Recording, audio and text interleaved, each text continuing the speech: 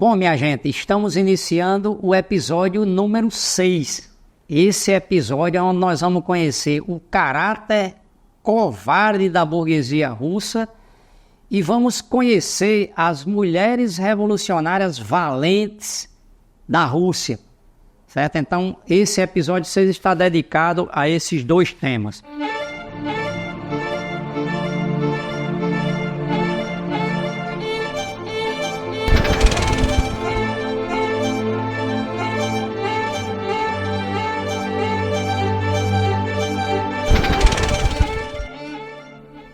Esse episódio, ele trata das obras escritas por Lenin entre maio e dezembro de 1901, quando ele está na primeira emigração, quando ele foi para a Europa, como eu me referi no episódio anterior.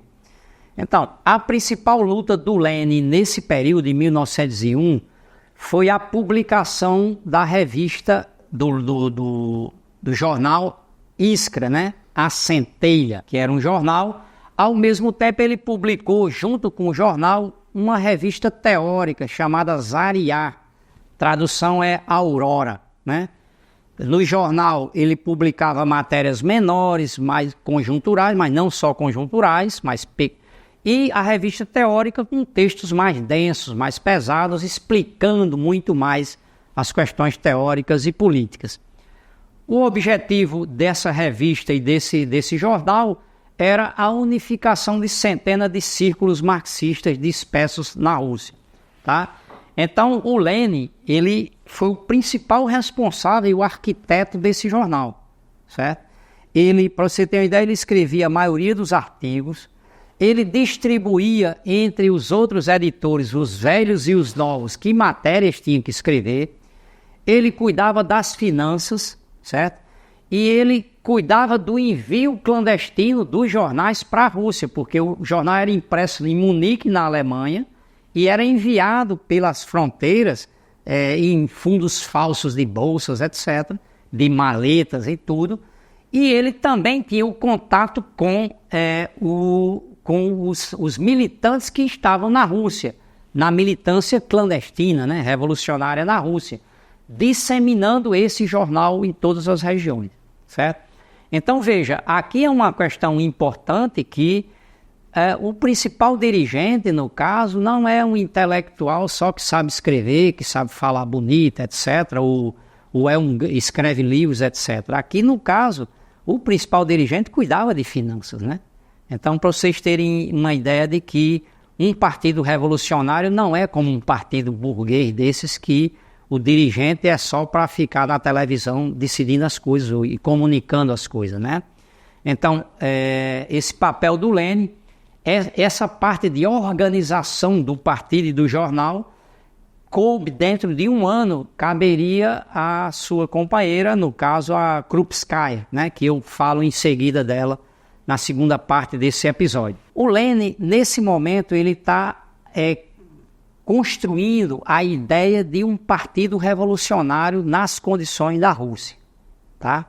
Então, esse partido não existia, certo? Então, ele teve que construir do zero, partindo, evidentemente, das experiências de partidos que haviam anteriormente, como eu falei no episódio da Liga Comunista de 1850, certo? Mas aqui era uma coisa nova, porque não poderia ser igual ao partido alemão, porque o partido alemão tinha legalidade, tinha deputado, tinha eleição, tinha sindicato, e aqui não tinha nada disso.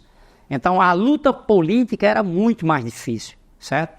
E aí o Lenin ele escreve nesse 1901, ele escreve um livro que chama Por Onde Começar, que esse livro é a base do livro O Que Fazer, que é o livro mais conhecido que ele tem, assim, digamos, sobre a construção do partido. Certo? Então, nesse Por Onde Começar é que ele define o que é um partido de ação, um partido combativo. Esse partido é diferente daquele grupo intelectual que havia no começo, que tinha que ser um grupo intelectual porque estava escrevendo programa, estava escrevendo estatuto, então não tinha como ser diferente. Tinha 10, 15 pessoas que se reuniam para saber o que tinha de comum. Só que agora já era diferente. Agora já estava congregando centenas de pessoas distribuídas em toda a Rússia e dirigindo milhares de pessoas. Dezenas de milhares de pessoas dirigindo em greves, etc., em movimentos. Então, o partido tinha que modificar a sua estrutura. Não poderia ser aquela mesma... Nós vimos que as relações não poderiam ser aquelas relações pessoais como queria o Plekhanov, né? Que era, tinha que ser relações profissionais, digamos. Profissionais de relações entre pessoas que não é um clube de amigos, né? Então, veja, aqui o Lenin já diz o seguinte, olha, gente, até agora eu venho trabalhando com questão de princípio, então, o desenvolvimento do capitalismo na Rússia, a posição de Marx, a posição dos populistas, etc. Agora, não se trata disso. Ele diz o seguinte, aqui não é uma questão de princípio, senão que é uma questão de prática, de como nós vamos estruturar esse partido, certo?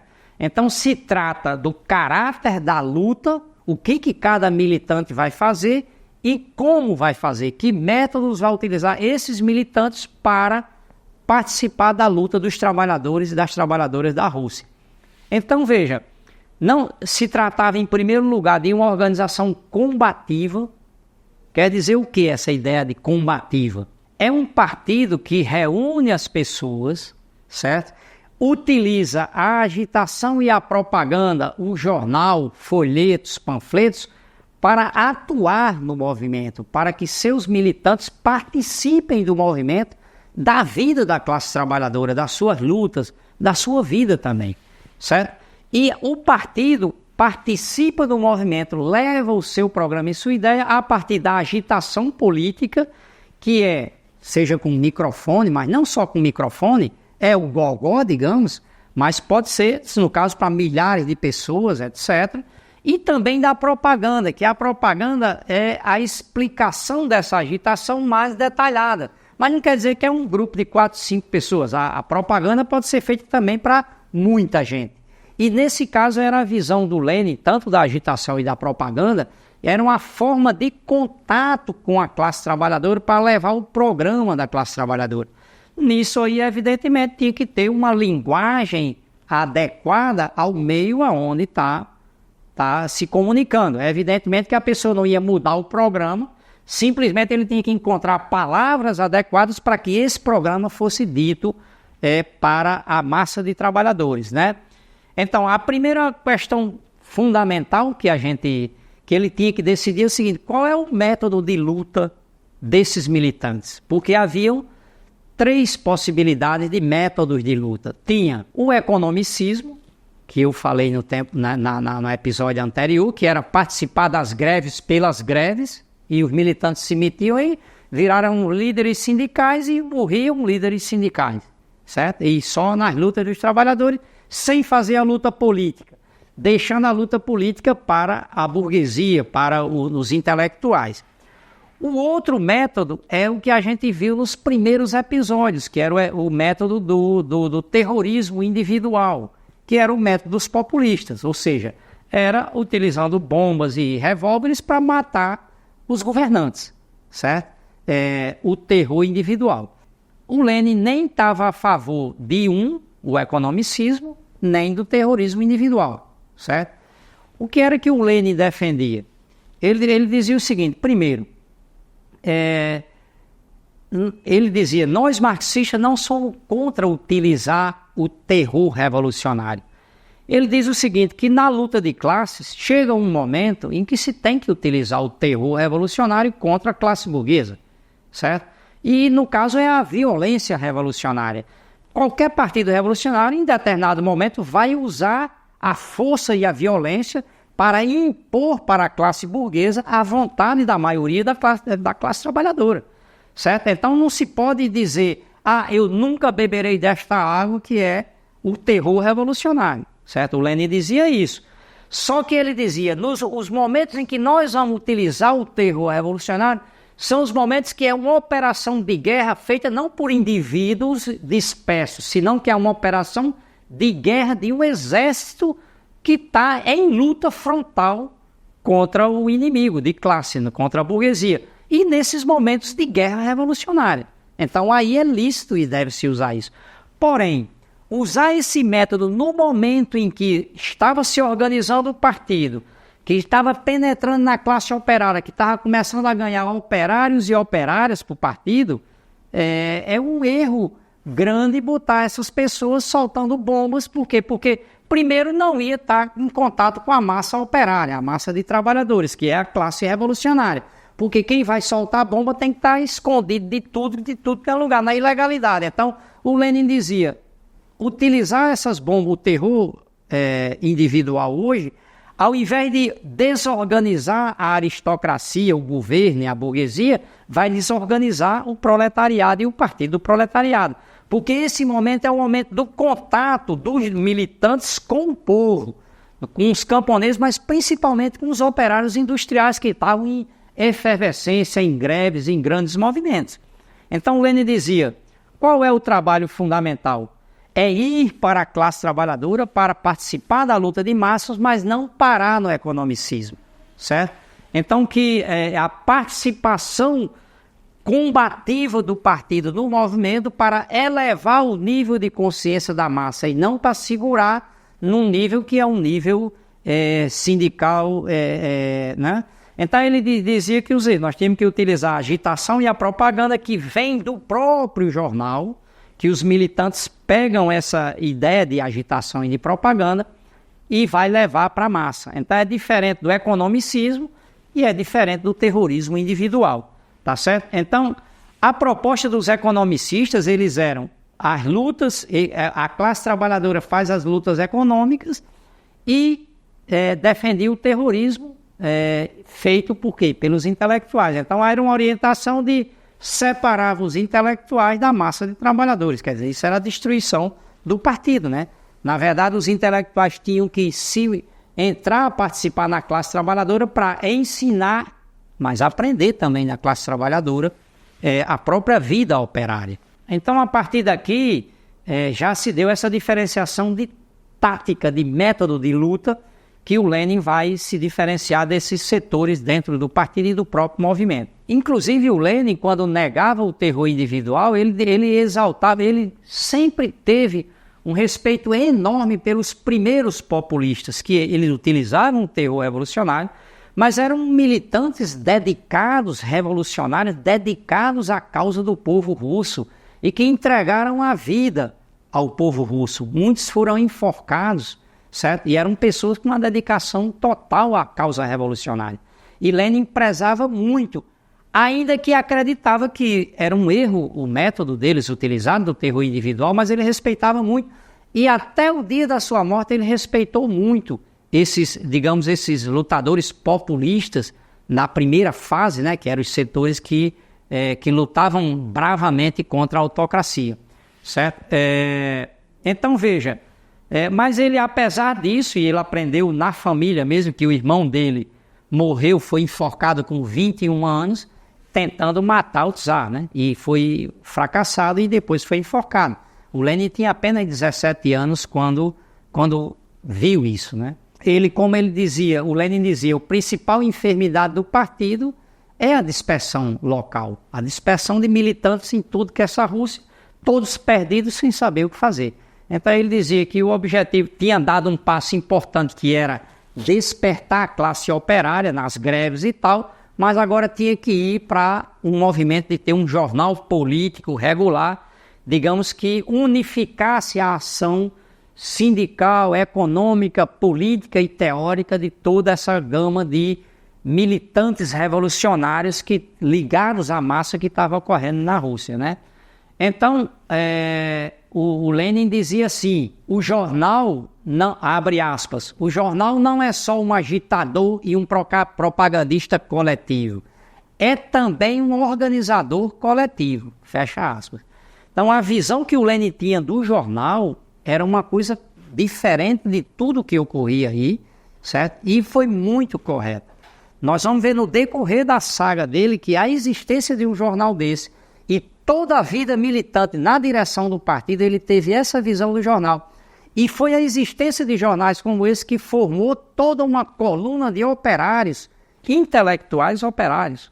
Não era só trabalhadores braçais operários, eram operários que tinham conhecimento do marxismo, do programa do partido, que inclusive dirigiram duas revoluções posteriormente. Não dirigiram a de 5, porque a de 1905 foi derrotada, mas as outras duas revoluções foi essa intelectualidade operária que participou com tudo dessa revolução. E Lenin também já começou a desenhar nesse período a visão de um militante ativo, de um partido combativo, né?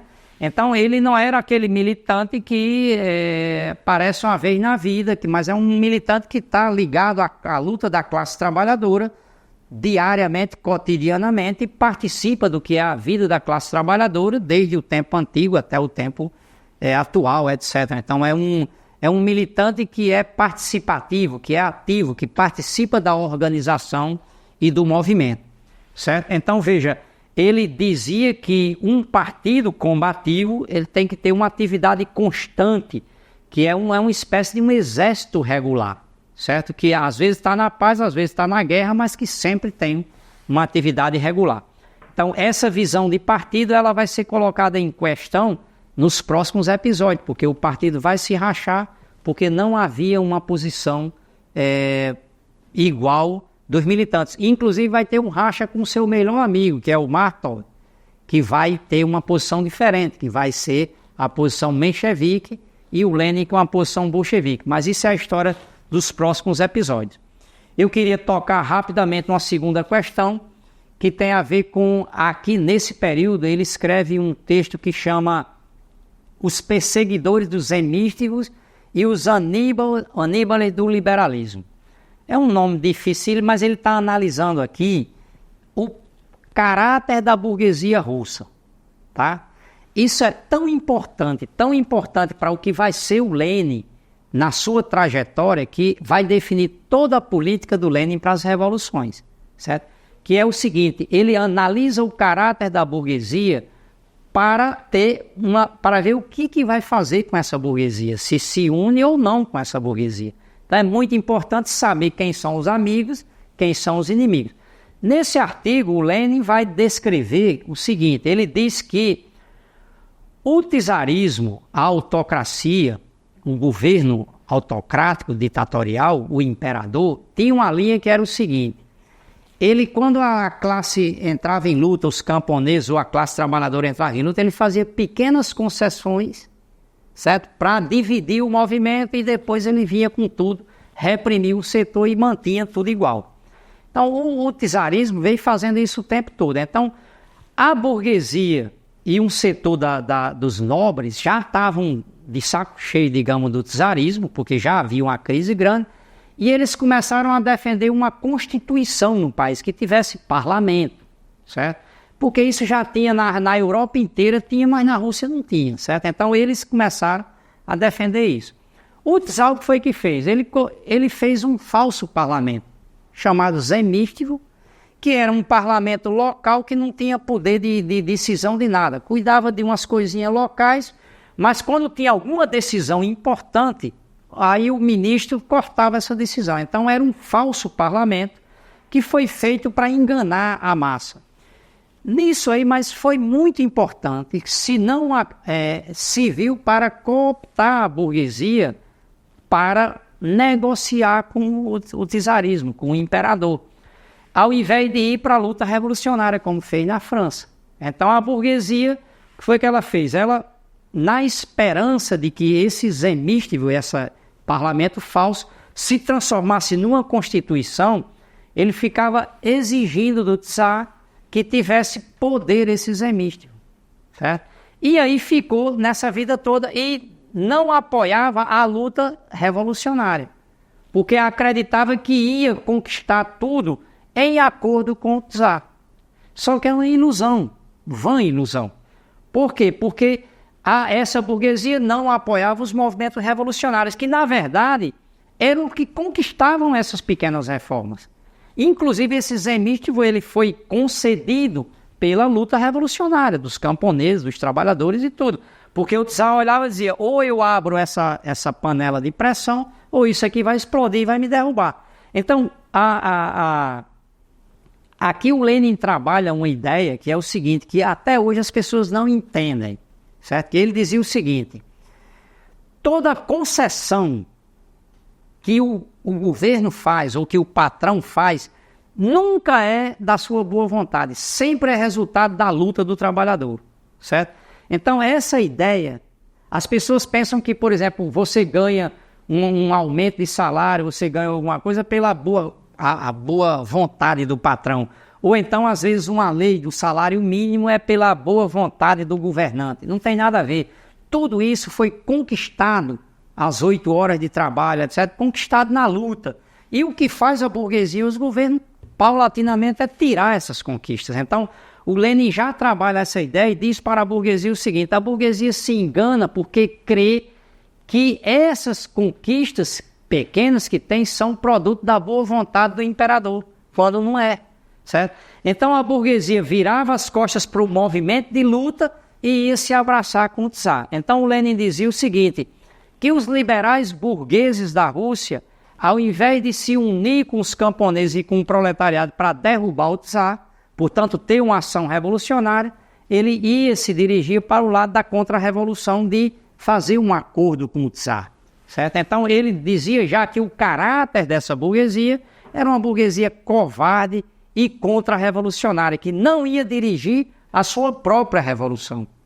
Isso é tão importante que o Lenin está dizendo isso em 1901 e 1905, 4 anos depois, que nós vamos ver no episódio seguinte, exatamente que essa burguesia vai cumprir esse papel na Revolução de 1905. E essa posição do Lenin já deu diferença no jornal, porque ele escreveu esse artigo para o jornal e para a revista, e quando foi discutir com o Plekhanov não tinha acordo, porque dizia o seguinte, que Lenin era muito duro com essa burguesia liberal, tinha que ser mais suave para atraí-la, para estar junto com o partido proletário, para que ela dirija a sua própria revolução. Então, o Plekhanov dizia, nós não podemos ficar batendo, a gente tem que, digamos, exigir para ela cumprir o papel revolucionário.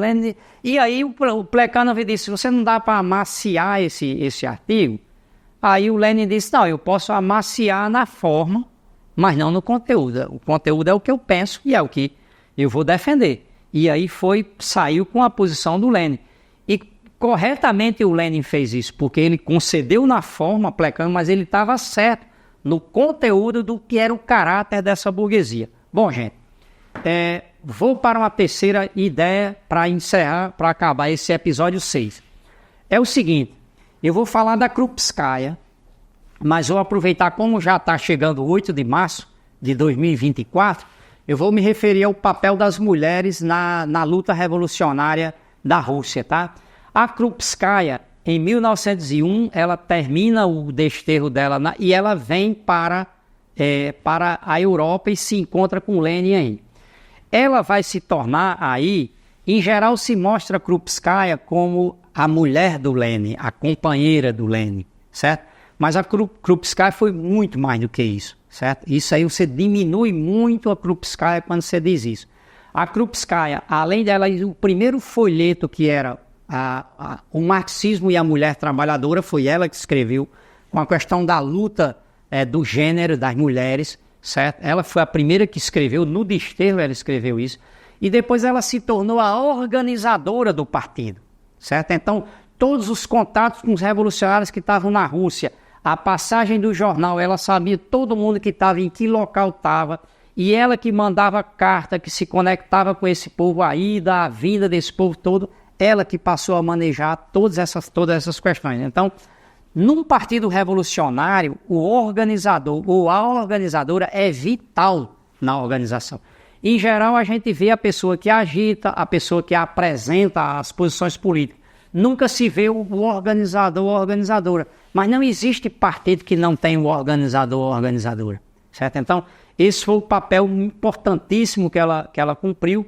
Além do que, ela era versada, ela era professora, né? E ela entendia toda a discussão de educação, pedagogia. E ela, inclusive, participou como parte do Ministério da Educação, depois que chegou no governo, na organização da nova escola, digamos, do poder soviético, né? Aí você tem que ver que esse papel de uma mulher nesse período não é fácil, certo? Não é fácil. Pra vocês terem uma ideia, a Rússia, em 1800, portanto 100 anos antes desse episódio que eu estou relatando aqui, se vendia mulheres no mercado junto com as propriedades. A pessoa dizia, vendo propriedade tal e junto vai uma mulher de 30 anos. Colocava o anúncio para vender. Por exemplo, uma mulher, para sair de um lugar para o outro, tinha que ter a permissão do passaporte do marido. Para conseguir emprego, tinha que ter a permissão do marido. Era uma sociedade patriarcal, feudal, certo? E isso era o Código Civil desde um período de 1800. E com o produto do movimento revolucionário que surgiu na Rússia, aí as mulheres entraram com tudo na luta revolucionária. Então, para vocês terem uma ideia, já em 1850, 1860, nós temos a primeira geração das mulheres populistas, dessa corrente populista que eu tenho me referido no período anterior. Mas mulheres, eu vou relatar as principais aqui, como Vera Figner, Anna Korba, Olga Lyubatovich, Sofia Perovskaya, Gésia Gelfman, Anna Yakimova, Tatiana Lebedeva, entre outras, elas eram do alto comando dos populistas. E os populistas que realizavam atentados de matar o Tsar. Então, para vocês terem uma ideia, a Sofia Perovskaya ela foi responsabilizada pelo assassinato do Tsar Alexandre II em 1881, certo? A Sofia Perovskaya. E ela foi enforcada junto com seus companheiros em praça pública e cercada por 12 mil soldados. Então, nós estamos falando de mulheres corajosas que não tiveram medo de matar o Tsar e sabendo que estava doando a vida para a causa do povo. Depois, o próprio movimento marxista, quando desenvolve na Rússia, a primeira organização marxista, ela tem uma grande dirigente, que no caso o grupo era Emancipação do Trabalho, que tinha Plekhanov como dirigente, mas tinha a Vera Zazulite, que era uma grande dirigente. Ela tinha sido também, digamos, terrorista, né, revolucionária. Ela tinha tentado matar o governador de São Petersburgo, que era o chefe da polícia. Ela deu um tiro, mas não foi fatal, certo? Mas ela era também... E depois ela ingressou no marxismo e se tornou uma dirigente do marxismo, fundadora do marxismo russo. Depois, a gente tem as mulheres operárias bolcheviques, as mulheres digamos que participaram do que foi a construção do partido do Lenin, né? Mas essas mulheres, por exemplo, eu vou me referir no caso, a própria Krupskaya, que eu falei o papel de organizadora, mas tem Inês Arman, que foi a responsável de todo o trabalho de mulheres durante toda a existência do partido bolchevique. No caso, a Alexandra Kollontai, que é conhecidíssima, que vocês já devem ter lido algum livro da Alexandra Kollontai. Larissa Reisner, uma jovem que morreu muito jovem, ela na Guerra Civil. Vera Slutskaya, Eugênia Bosch, Ludmila Stahl, Concórdia Samoilova. Então, essas aqui eram dirigentes do partido bolchevique, da alta cúpula dirigente, e dedicaram a vida inteira à transformação revolucionária da Rússia, certo? Mas também nós temos dirigentes do partido bolchevique lá da base, dirigentes operárias, não intelectuais, certo? Que dirigiram a Revolução de Fevereiro e a Revolução de Outubro também. Então nós temos, por exemplo, Anastácia Deviatnica. Ela organizou, para vocês terem uma ideia, o Sindicato de Esposas de Soldados. Nina Agadzanova. Nós tivemos Zenia Ezegorova, que era secretária do partido num bairro operário, né, de São Petersburgo. Ela organizou as ações das barricadas dos soldados.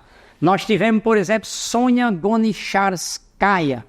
Ela organizou, por exemplo, um sindicato de 40 mil lavadeiras, né, de lavandeiras, aqui, como chama aqui no Nordeste. Certo? Então, veja, essas mulheres foram as mulheres que foram protagonistas da transformação revolucionária da Rússia desde 1830 até 1917 e, posteriormente, foram corresponsáveis por essa transformação revolucionária. Então, o papel das mulheres na Revolução Russa e nos movimentos revolucionários russos e no Partido Bolchevique foi vital para a existência desse partido, certo?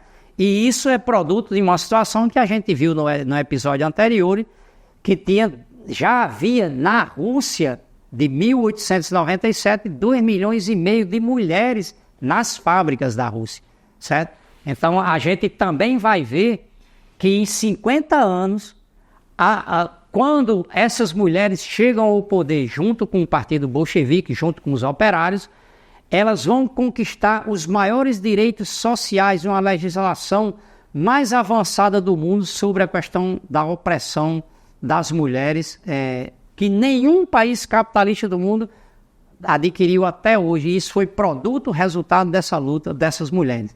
Essas conquistas nós vamos tratar em episódios posteriores aqui, minuciosamente. Muito bem, então acabo por aqui. Não percam o próximo episódio. O próximo episódio é o 7 e se trata exclusivamente do livro O Que Fazer, certo? Então é o livro que desenvolve todas as ideias do que será esse partido leninista que é tão conhecido por todos os revolucionários no mundo e que tem tanta polêmica, tanta controvérsia de que tipo de partido é esse, como funciona e por que ele é imprescindível para a realização de uma revolução socialista. Até lá!